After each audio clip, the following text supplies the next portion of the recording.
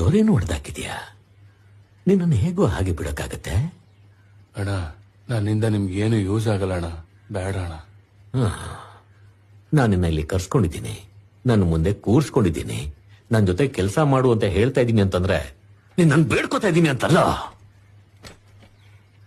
ನೀನ್ ಏನ್ ಮಾಡ್ಬೇಕು ಅಂತ ನಾನು ಹಿಂಗ್ ಹೇಳ್ತಾ ಇದ್ದೀನಿ.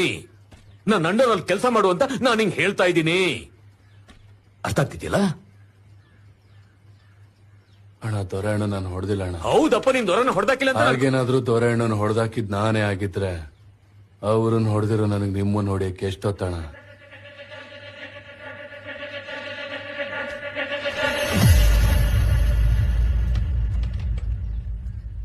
ಆದ್ರೆ ನಾನು ಹೊಡೆದಿಲ್ಲ ಅಣ್ಣ.